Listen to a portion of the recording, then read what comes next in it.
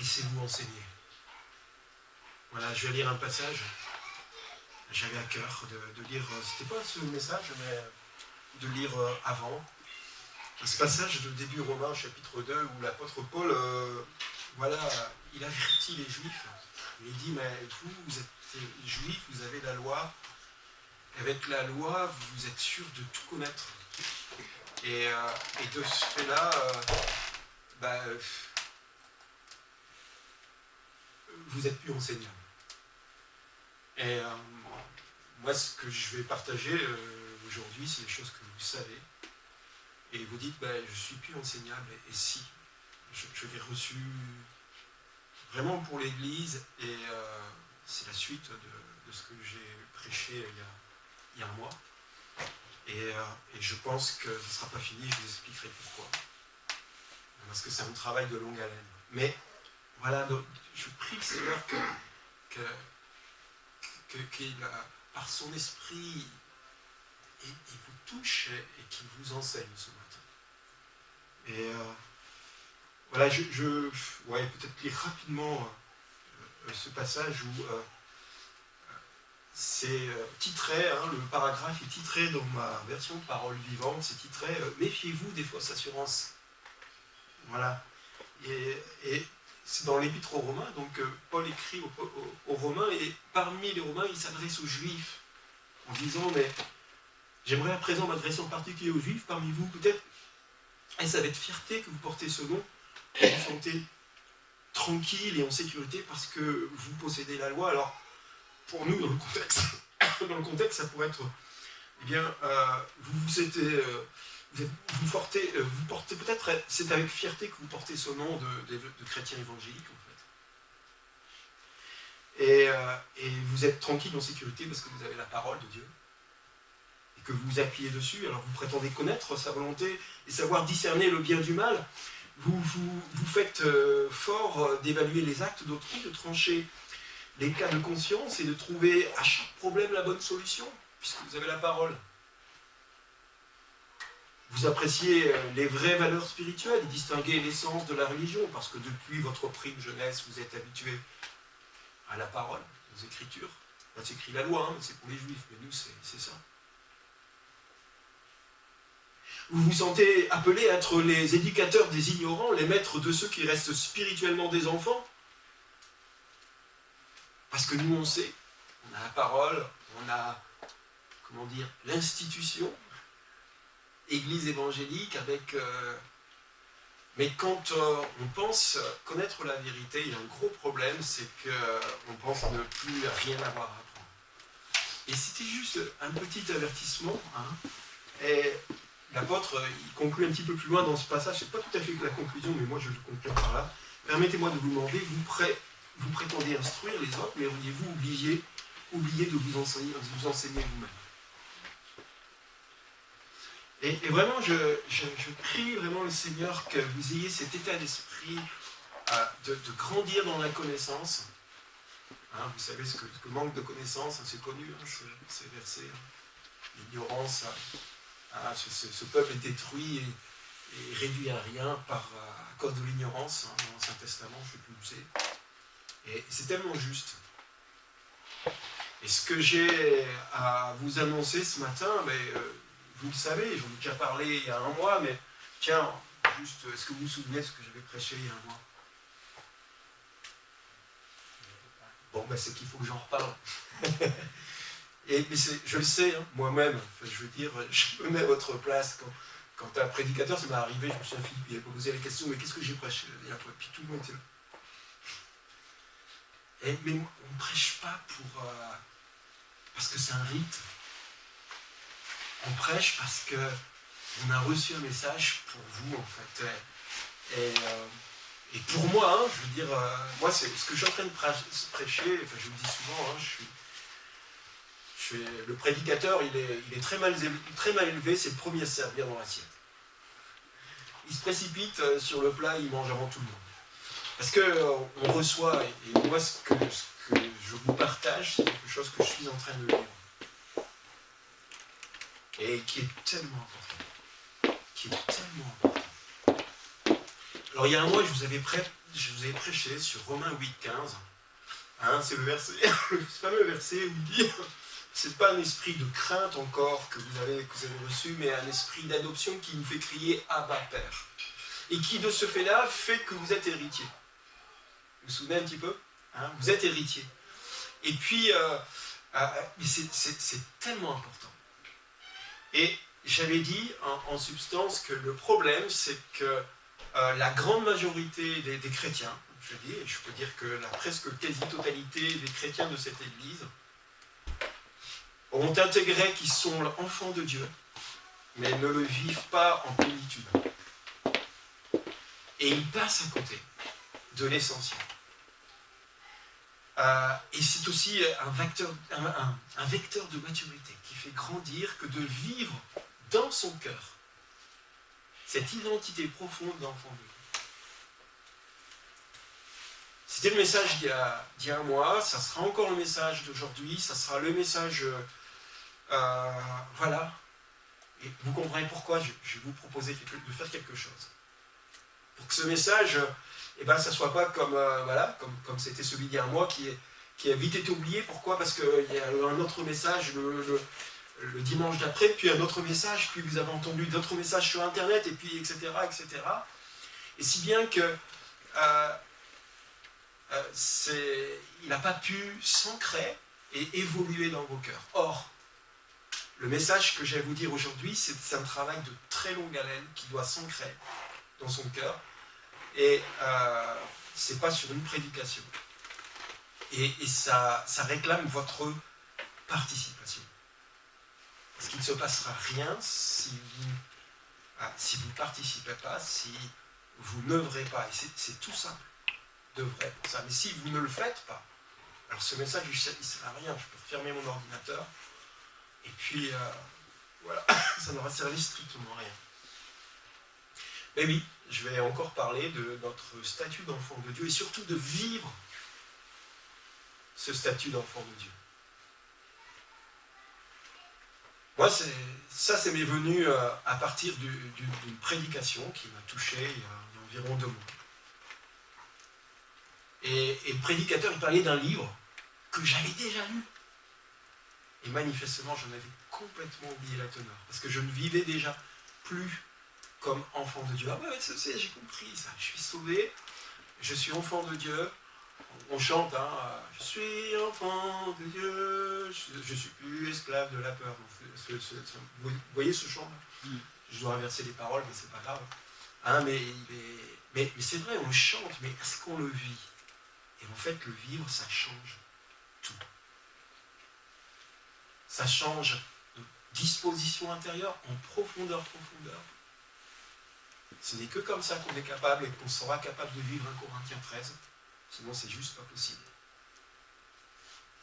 Et ça change l'Église. Donc évidemment, si on change chacune des pierres vivantes, ça va changer l'Église. Et j'ai cette espérance et cette confiance en Dieu qui va faire ça pour notre assemblée, pour la faire grandir. Il y a des choses qui sont très bien dans notre assemblée. Mais il manque certaines choses. Il y a des choses qui ne vont pas. Et je pense que ce qui ne va pas, c'est que on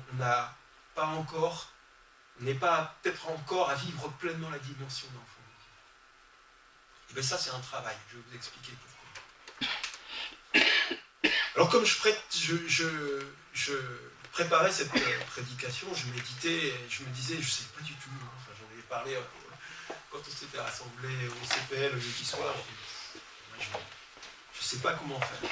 Je ne sais pas comment poursuivre ce message. Je savais que c'était un travail de longue haleine, donc j'avais dit d'ailleurs il y a un mois qu'il y aurait une suite, et sans doute une deuxième suite, une troisième suite, etc., que ça durera peut-être 1 an, je ne sais pas. Mais franchement, je me suis mis devant Dieu, je dis, mais tu es sûr que tu veux que je continue, ou je fais autre chose, et puis comment l'apporter ? Comment apporter la suite ? Parce que vous allez voir, c'est tellement foisonnant. Vous savez que tout est relié dans la foi chrétienne, si on prend la foi, si on prend l'amour, tout est interrelié en fait, tous les grands concepts. Voilà. Et ça, c'est tellement vaste que de vivre en tant qu'enfant de Dieu, vous ne vous rendez pas compte, mais quand on se plonge dans toutes tout ce qui fait que on le vit et toutes les conséquences, je dis mais waouh, mais comment, je commence par quoi? Alors je suis allé, j'ai dit je vais continuer, j'ai parlé de la notion d'héritier, puis je ne savais pas au fond de moi, vraiment précisément, voilà, on est des héritiers, mais ça veut dire quoi concrètement? Et j'ai fait une petite recherche sur internet et je suis tombé sur un blog, j'ai toujours pas ouvert ma prédication. Voilà, je suis tombé sur un blog qui disait ceci, et je vous dis tout de suite, je ne suis pas entièrement d'accord avec ce qui est écrit.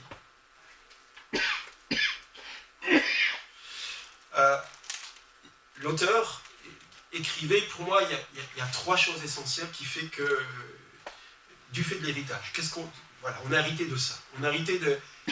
D'abord, le premier aspect qui est important, quand on est héritier et enfant de Dieu, Dieu devient notre Père. Alors, c'est vrai. Mais donc elle développe ça, parce que c'est une femme, et elle développe ça, et à la fin elle dit « Tu es donc désormais rempli d'amour, de joie et de paix. » Mais moi, quand je me regarde, je ne suis pas rempli de joie, d'amour et de paix.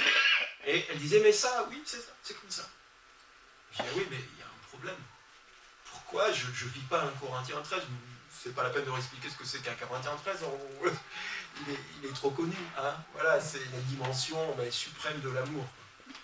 Si vous réussissez ce qui est du début à la fin, si vous le vivez, vraiment, je vous envie. Vraiment, j'aimerais dire. Mais on est appelé à s'approcher de ça. Et si je presse ça, c'est que je pense que c'est possible que nous approchions ça. Et que plus nous allons vivre un Corinthiens 13. Sinon, je ne lui prêcherai pas. Alors, tu dis, Thierry, tu contredis un petit peu, hein, on est rempli d'amour, de joie, de paix. Non, c'est pas comme ça tout le temps. Tu sais, André disait, il a allumé la radio là ce matin, et puis la paix, elle est partie tout de suite. Oui, c'est un combat. Il disait, deuxièmement, l'héritage, c'est que tu reçois l'Esprit de Dieu. Et à la fin de son développement, elle est dit, maintenant tu es rempli de l'Esprit de Dieu. Et je suis désolé, ça peut m'arriver, mais en règle générale, je ne suis pas rempli de l'Esprit de Dieu. C'est bien de le dire, tu es rempli de l'Esprit de Dieu, mais c'est juste pas factuel. Nous sommes appelés à être de plus en plus remplis de l'Esprit de Dieu, oui, à progresser dans cette dimension. Et il disait, le troisième héritage, c'est que tu es protégé des attaques de l'ennemi. Tu vis maintenant dans une liberté totale d'âme, de corps et d'esprit. Eh bien, j'aimerais bien. Mais moi, c'est pas encore le cas. Je ne suis pas encore dans une liberté totale de corps, d'âme et d'esprit. Et par contre, ce que je sais, ce que je pense, ce que je crois, et c'est ce que je vais étayer ce matin, c'est que si on apprend à vivre comme réellement étant un enfant de Dieu, que notre Papa Céleste, on lui accorde une confiance, on reçoit son amour, on vit en une relation mais très, très proche, mais comme un vrai papa. Eh bien, toutes ces choses qui sont décrites, tu seras désormais rempli d'amour, de joie, tu seras rempli d'Esprit de Dieu, tu vivras dans une liberté totale d'âme, de corps et d'esprit, eh bien, ça devient possible. Mais tant qu'on a un esprit d'orphelin, vous vous souvenez, j'avais parlé de l'esprit d'orphelin, tant qu'on a un esprit d'orphelin, c'est pas possible. L'orphelin, il n'a pas de père. L'orphelin, il est dans l'insécurité. L'orphelin n'est pas dans la joie. Il est très préoccupé par trouver ce dont il a besoin. Il n'a pas de père. On ne lui procure pas, ne lui est pas procuré ce dont il a besoin. Il n'est pas dans une liberté d'âme, de corps et d'esprit. Et les orphelins dans ce monde, nous vivons dans un monde d'orphelins. Et ça s'exprime, je l'avais développé il y a un mois un petit peu, c'est que on a des problèmes de sécurité, on a des problèmes d'appartenance, d'identité et de valeur de soi. Et que fatalement, si on a un esprit d'orphelin, on est des idolâtres. Parce que ça, on en a besoin. On a besoin d'éprouver de la valeur. On a besoin de sécurité. On a besoin d'appartenance. Ça fait partie des besoins fondamentaux psychosociaux de chaque être humain. Et nous vivons dans une société d'orphelins qui cherche par des moyens ou des autres, et souvent ce sont des idolâtries.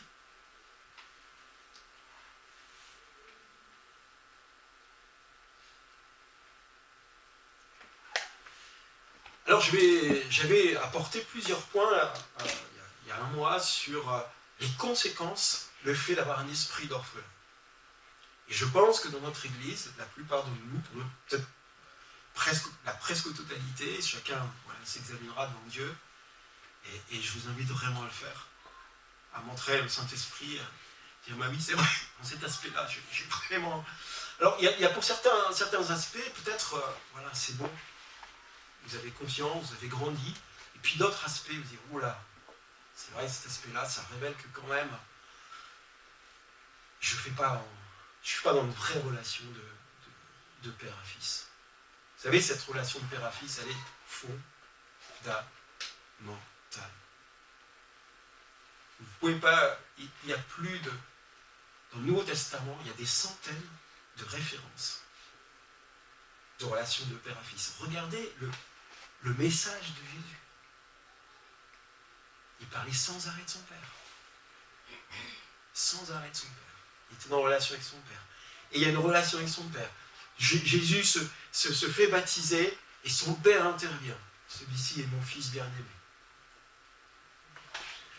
Et on pourrait développer, c'est pas l'objet de ce matin, mais allez taper dans une correspondance à la notion de père, et vous verrez le nombre de références, de rien que dans les 4 évangiles, où Jésus parle de son père. Dieu a choisi de se présenter en nous comme un Dieu trinitaire avec en premier la notion de père, mais ce n'est absolument pas innocent. Il y a ces deux aspects. Il y a l'aspect qu'on trouve beaucoup dans l'Ancien Testament d'épouses et d'époux, et d'adultère quand on n'est pas fidèle, etc. Et il y a cet aspect de parentalité, de père, de fils. Et c'est quelque chose d'extrêmement important. Ce n'est pas juste un symbole. C'est quelque chose à saisir en profondeur qui peut changer radicalement votre vie. Et même ceux qui sont sur les bancs de l'Église peuvent vraiment changer. Écoutez, j'ai lu un témoignage. Ça va intéresser André de Solem, parce que c'est un auteur qu'il aime beaucoup, qui cite beaucoup. C'est Derek Prince. Voilà. Et bien, Derek Prince, il est rentré pleinement dans cette dimension à l'âge de 81 ans. Il a découvert l'amour du Père. Tous les matins avant, il était angoissé. Alors, il y avait une raison à ça. Il a vécu une délivrance en même temps, d'un démon. Parce qu'il a eu sa prime jeunesse en Inde et il y avait eu un problème. Voilà. Tous les matins, il était angoissé. Il devait lutter dans la prière. D'ailleurs, on le sent dans ses prières. Elles sont... Du coup, je n'en ai pas conscience. En même temps, parce qu'une de ces prières me sert d'étalon de prière souvent. Et on voit qu'il est dans le combat. Alors, je ne dis pas qu'il ne faut pas être dans le combat, mais parce qu'il faut être réaliste. D'accord ? Et nous sommes dans un combat. Mais voilà, à 81 ans. Je pense à Hudson Taylor. Je ne sais pas si vous connaissez, c'était un évangéliste puissant qui a évangélisé la Suisse. La Chine. Mais quand on voit son ministère, et quand on voit le ministère de Derek Prince, qui a impacté des milliers, des centaines de milliers de personnes, qui sont entrées dans la dimension, ça a changé leur vie, réellement. Et j'ai cet espoir pour moi et pour vous, que votre vie soit changée, que vous rentrez dans une nouvelle révélation et dans une nouvelle dimension de votre relation. Et à ce moment-là, les fruits vraiment vont mûrir 10 fois plus vite. Il va y avoir un gros soleil qui va faire mûrir plus vite les fruits. On ne peut pas l'ignorer, on ne peut pas laisser cette opportunité comme ça, comme une lettre morte dans des livres qu'on referme, ou une prédication qu'on a entendue, et puis qu'on oublie. Non, alors, j'avais, donc il y a un mois, dressé les conséquences de vivre avec un esprit d'orphelin. Vous les voyez dans le monde, ça, n'en parlons même pas, mais dans l'Église, dans toutes les divisions, les tensions qu'il peuvent y avoir. C'est juste ni plus ni moins l'expression des esprits d'orphelins. Et j'avais donné pas mal de points, puis j'avais dit que je développerais ça. Et aujourd'hui, je vais juste développer le premier point. Je verrai après comment je fais par la suite. Mais le premier point, c'est que quand on a un esprit d'orphelin et qu'on est incapable de rentrer dans une vraie dimension de cœur à cœur, de fils à père, les orphelins voient Dieu comme un maître qu'il faut continuellement apaiser. Ils pensent qu'ils doivent prier davantage, lire plus la Bible, ou travailler avec plus d'acharnement dans le corps pour le service. Quand ils n'ont pas prié, ils ont un sentiment de culpabilité qui les habite. Mais ça, c'est moi. Des fois, j'ai prié, puis j'ai la force que j'ai, parce que des fois, entrer en prière, il y a un combat. Je ne sais pas si vous avez aperçu. Des fois, c'est un combat, surtout quand on intercède pour certaines personnes, etc. Puis j'ai plus de force, puis je dis, ouais, mais je n'ai pas prié, puis je ne me sens pas bien, puis je n'ai pas fait, etc. Et je me sens coupable.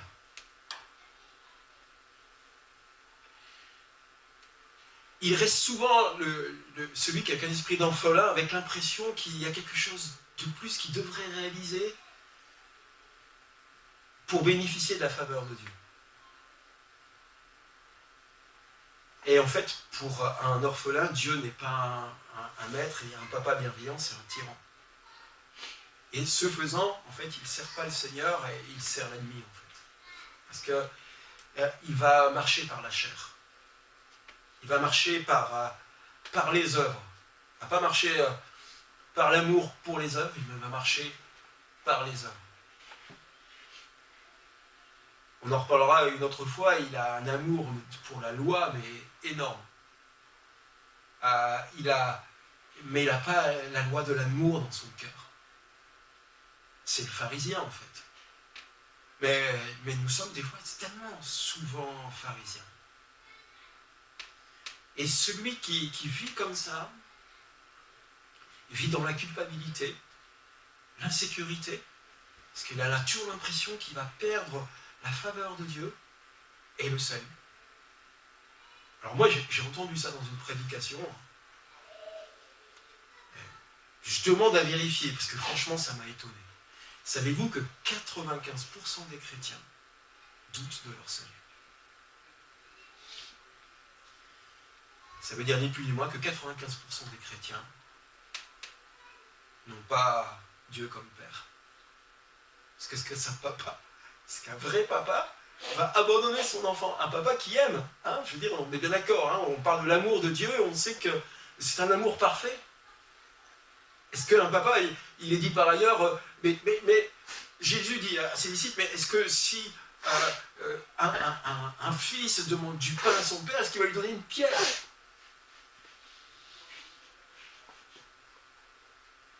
Et nous, on n'est pas dans la confiance, on prie, et puis, je le dis souvent, ça 10 minutes après, on essaie de résoudre le problème nous-mêmes. Mais on a déposé une demande à notre Papa Céleste, qui nous aime et qui va nous donner le meilleur, parce qu'un papa comme le Papa Céleste donne le meilleur, et on s'inquiète. On n'a pas confiance en lui. Mais un enfant qui a un papa aimant, il a confiance en lui. Et si on n'a pas confiance en lui, on va aller vers l'idolâtrie, on va trouver des choses qui nous rassurent et qui nous font faire, par lesquelles on est rassuré. Et on a la paix que, je vais prendre là pour le cas d'aujourd'hui, on va prendre le cas du pharisien qui fait ça, il fait l'aumône, il fait sa dîme, il donne son temps de prière, et puis voilà, il jeûne, et là ça lui donne la paix. Alors il y en a, ça fait combien de temps que je n'ai pas jeûné, ça fait combien de temps que je n'ai pas prié? Je ne peux pas revenir vers mon Père, je ne suis pas digne de lui. Je ne suis pas digne de Dieu. Ça, on peut l'entendre, hein. Ça, c'est l'esprit d'orphelin, je ne suis pas digne de Dieu. Ce que j'ai fait, peut-être, n'est pas digne de Dieu. Et moi, je suis son enfant. Quand je pêche, il me relève. Et j'ai l'assurance qu'il le fera. Et je ne traîne pas dans ma culpabilité, dans ma honte. Quand j'ai un papa céleste qui me pardonne et qui me pardonnera. Il me dit d'ailleurs que si on se met à son diapason, on doit pardonner indéfiniment. Parce que lui, il pardonne indéfiniment. Vous voyez les enjeux qu'il y a derrière ça. Et pourtant, on a du mal à vivre ça. Alors je vais vous expliquer pourquoi on a du mal à vivre ça. Il y a deux raisons principales qui vont se décliner pour vos vies personnelles. La première raison, c'est l'influence de notre Père terrestre qu'on a eu. Et j'irais même plus de notre climat familial. Et la deuxième raison, c'est le climat, je dirais, culturel dans lequel on a grandi en France.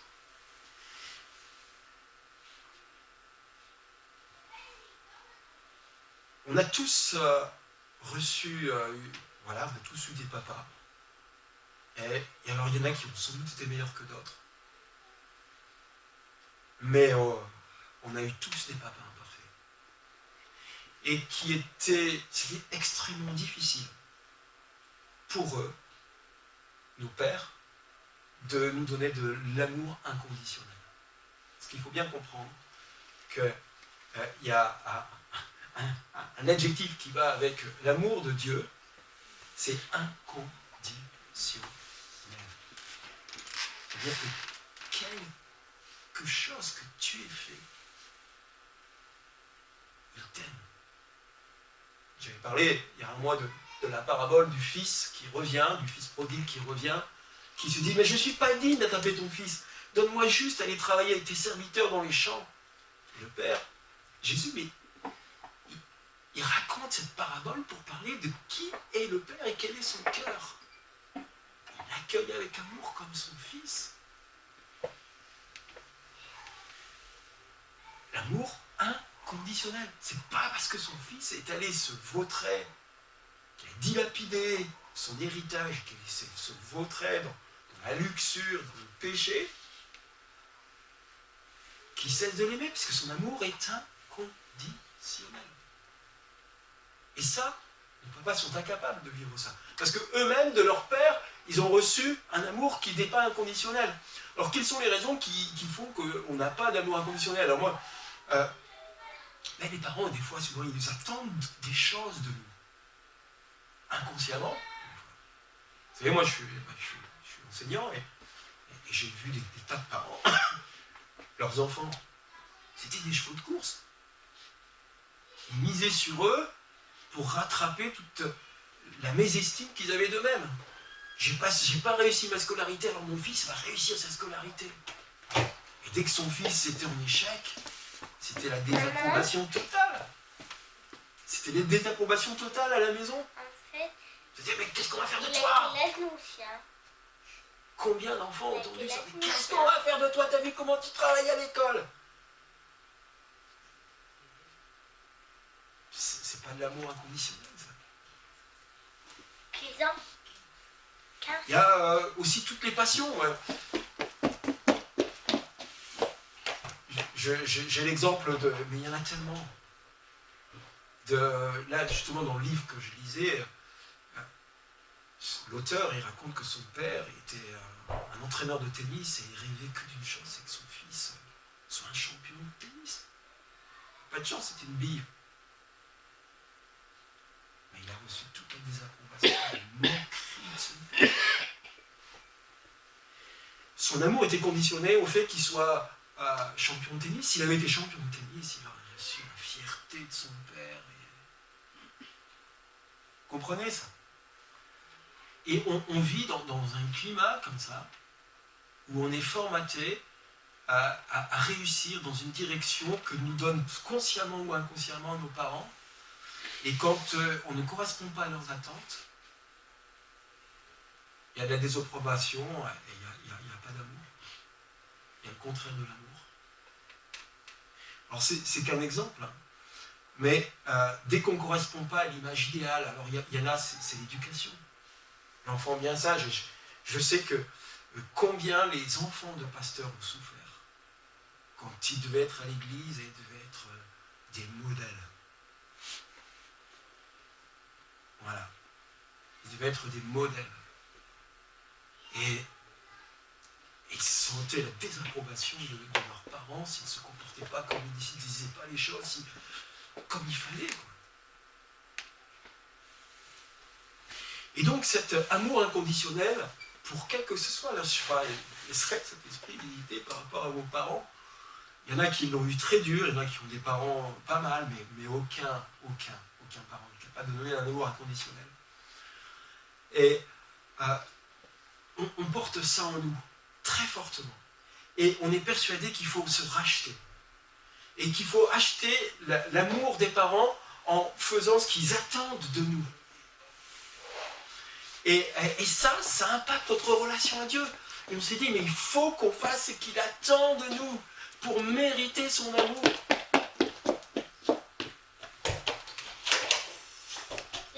Mais là, on fonctionne à l'envers.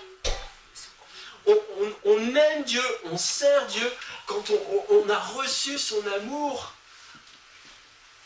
Et pas l'inverse. Et tant qu'on ne vit pas ça,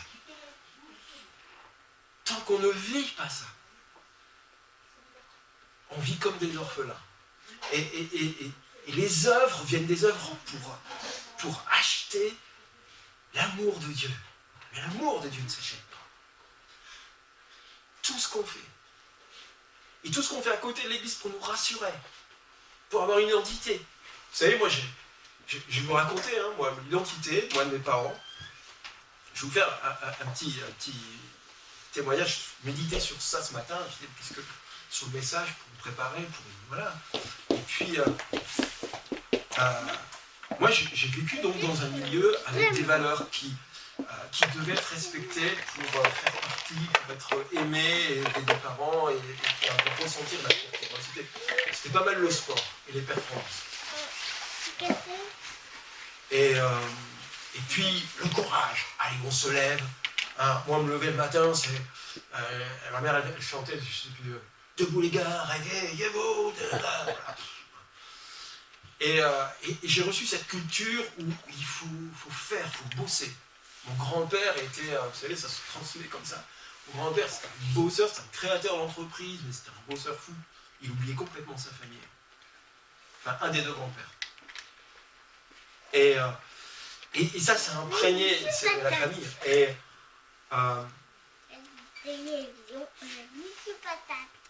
l'autre jour, j'étais... Alors voilà, je ne vous laisse pas imaginer pour moi le sport ce que ça a été. C'était là où j'ai trouvé ma valeur. Je me donnais à fond. J'ai fait pas mal de foot, j'étais un véritable pitbull sur le terrain parce que je lâche rien, parce que c'était que comme ça que je pouvais trouver avoir de la valeur. Après, j'ai fait de la montagne, de l'escalade, j'étais dans une voie d'escalade,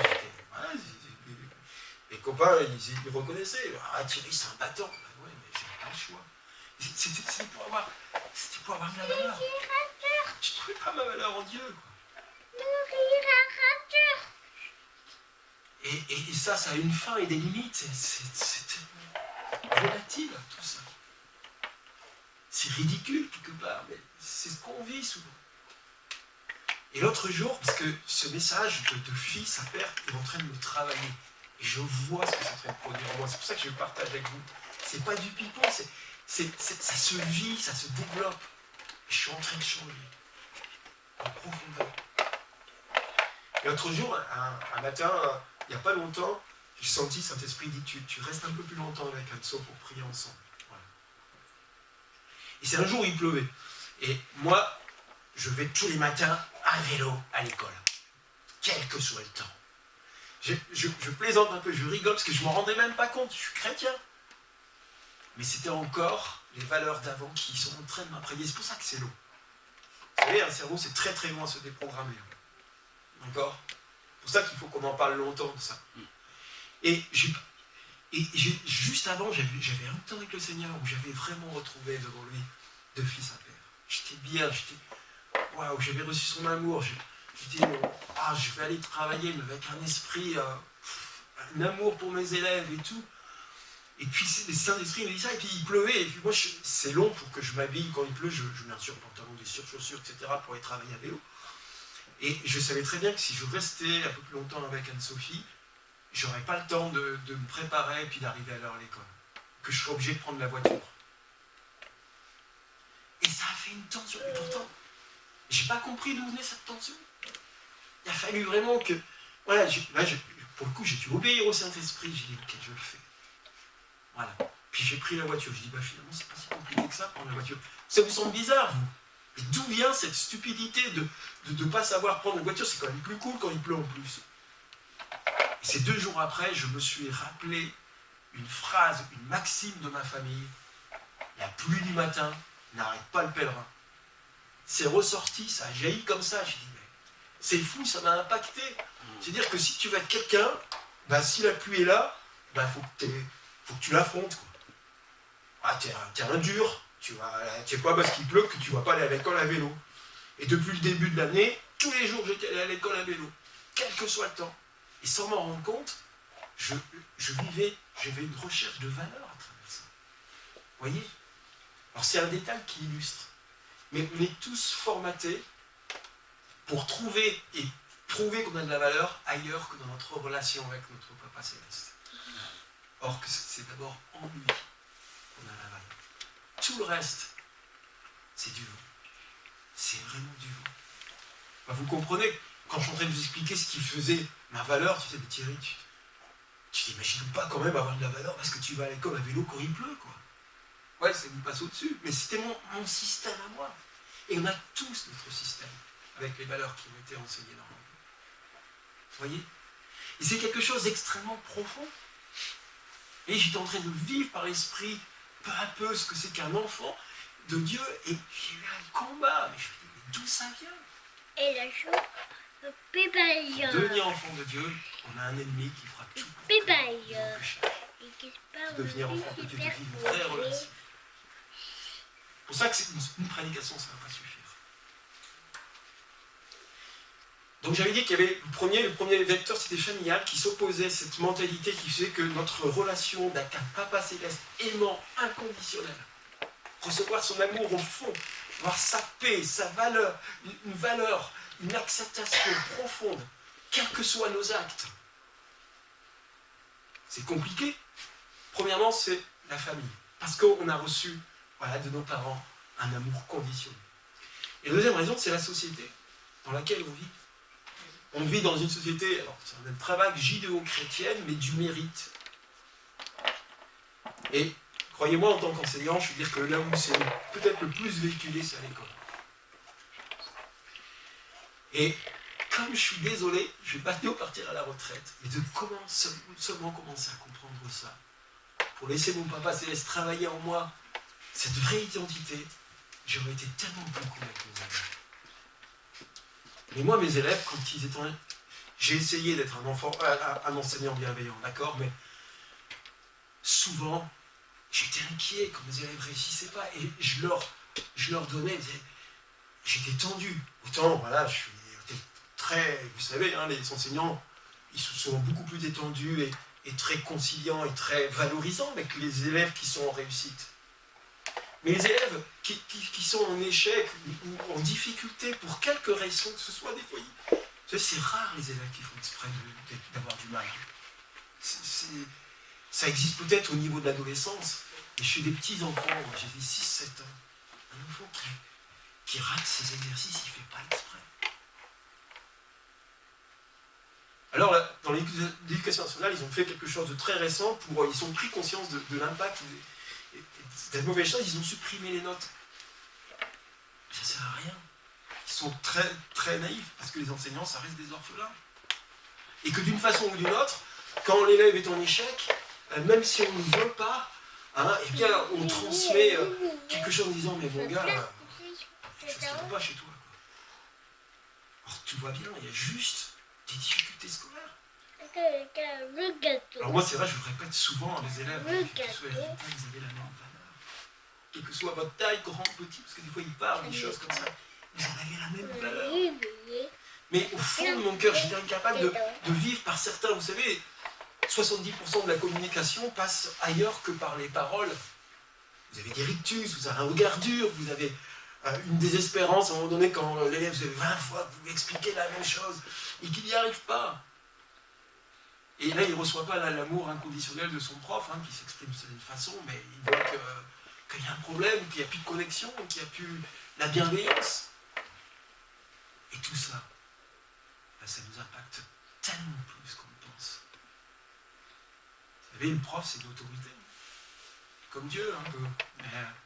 Et c'est une référence. Moi, il y a des parents d'élèves qui disent waouh, vous ne pouvez pas savoir l'influence que vous avez sur mon fils ou ma fille. Vous êtes quelqu'un de très important. Et c'est vrai. Et alors, quand c'est quelqu'un de très important, on est une figure, et bien, il transmet l'inverse de l'amour inconditionnel. Vous voyez les dégâts. Et ça, c'est beaucoup dans notre société. On ne va pas développer trop longtemps. Je vais arrêter ce volet-là de parler de ça. Je voulais juste vous montrer que on a tout reçu, le contraire de croire qu'un père totalement amour inconditionnel et de se fier totalement en toute confiance en lui, c'est très compliqué pour nous. Notre cerveau a été formaté pour fonctionner autrement. Alors comment on fait ? Comment on fait pour vivre cette nouvelle relation de confiance, d'amour, qui nous fait du bien jusqu'au fond du cœur et qui en plus nous permet de vivre l'évangile. Vous savez, tant qu'on ne se sent pas aimé et qu'on ne s'aime pas au fond de soi-même, c'est très difficile d'apprendre à aimer les autres. C'est très difficile d'apprendre à aimer le Seigneur. N'oubliez pas, c'est quand même le premier des commandements. Tu aimeras ton Dieu de tout ton cœur, de toute ton âme, de toute tes pensées. C'est pour ça que je pense qu'il y a un petit verset qui passe de façon un peu anodine, qui pourtant est essentiel, c'est « Nous l'aimons parce qu'il nous a aimés le premier ». C'est-à-dire que je pense que c'est difficile d'aimer Dieu si on ne ressent pas, si on ne comprend pas son amour. Et il nous demande de nous aimer de toutes nos pensées, de toutes nos âmes, de toute notre pensée. Et il nous faut donc une révélation profonde de l'amour de Dieu pour nous, de l'amour d'un papa inconditionnel, une révélation qui change notre vie, qui nous donne, qui nous rend libres, qui nous change de cette image de Dieu tyran qu'on doit toujours servir, qu'on doit toujours prier. Moi j'ai eu j'ai eu cette pensée, peut-être que vous l'avez eue. Moi, à un moment donné, je dis, il y a la grâce, c'est gratuit. Je dis, ah ouais, t'as la bonne, c'est gratuit, je dois aller à la réunion de prière, je dois aller au culte, je dois prier tous les matins, t'appelles ça gratuit, toi, tout ce que je dois faire, moi, pour la grâce? T'appelles ça gratuit, toi? Ben oui. Si on reçoit l'amour de Dieu, et qu'en retour, on l'aime, on ira prier, mais on a juste besoin d'être dans sa présence. On le servira dans l'église parce qu'on veut le servir, on veut l'honorer, on veut le glorifier, c'est le papa céleste. Et là, on fonctionne dans le bon sens.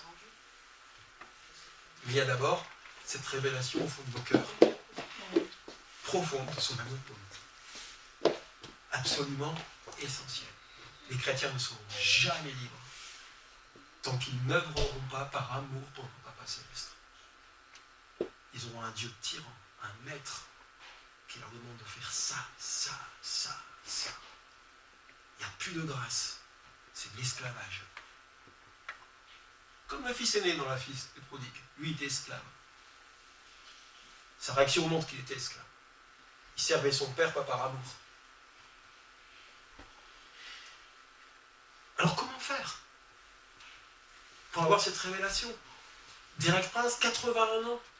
Hudson Taylor, plutôt à la fin de son ministère. Pourquoi on ne la vivrait pas? Alors moi, je vais vous lire le verset. Jésus dit, Marc 11, 23. Si quelqu'un dit à cette colline, soulève-toi, de là et jette-toi dans la mer, s'il n'a aucun doute dans son cœur, mais qu'il croit sans le moindre hésitation que ce qu'il dit s'accomplira, il verra la chose s'accomplir. C'est pourquoi je vous le déclare, lorsque vous demanderez quelque chose dans vos prières, quoi que ce soit que vous demandiez, croyez que vous l'avez déjà reçu, et cela vous sera accordé. Moi, personnellement, je ne vois rien d'autre que la prière. Je ne vois rien d'autre que la prière, parce que le message, on l'a, la connaissance, on l'a. Quand on s'introspecte, on s'aperçoit qu'on est souvent des problèmes d'identité chrétienne, qu'on ne vit pas avec un papa céleste qui est là tout le temps, sinon on n'aurait jamais peur. L'amour chasse, bannit la crainte. La crainte bannit l'amour. Ça va dans les deux sens. Dans le texte, c'est la crainte bannit l'amour, mais ça va dans les deux sens.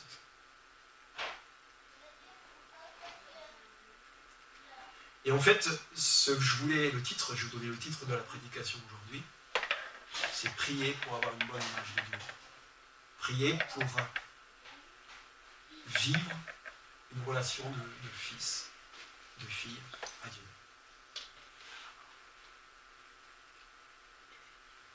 Et dans un mois, je pense que je continuerai, à peu près un mois. Et je ferai un petit... C'est pas pour vérifier, mais je vais regarder ce que vous avez pris. Mais moi, je le fais. Et vous savez quoi? Et bien, je reviens dans cette révélation. Je l'ai mis comme une de mes prières prioritaires. Et ça change ma vie. Ça change. Je commence à entrevoir ça. Vous savez, pour reformater un cerveau, il faut du temps. Que Dieu puisse, vous en sortant de l'église, maintenant, vous donner une révélation puissante. Seigneur, fais-le. Voilà. Seulement, il est écrit, croyez que vous l'avez déjà reçu, alors ça, croyez que le Seigneur va le faire. Il y a une dimension de foi. Et cela vous sera accordé. Vous savez quel tempo de Dieu. Voilà. Moi, je suis sûr que chacun dans l'église prie pour recevoir cette révélation profonde d'enfant de Dieu. C'est quand même pas rien. C'est pas un symbole, hein. C'est une réalité. On pourrait dire oui, c'est une réalité symbolique, mais non. Jésus était vraiment fils de Dieu. Et nous avons reçu le même esprit. Nous sommes co-héritiers. Ce n'est pas un symbole, c'est une réalité spirituelle. Et cette réalité spirituelle, si on ne la saisit pas, on marche par la chair. Et quand on marche par la chair, on sert l'ennemi. Il n'y a pas de terrain neutre. Dans le combat spirituel, il n'y a pas de Suisse. Le diable, dès qu'il voit qu'on n'est pas armé par Christ, il se sert de nous.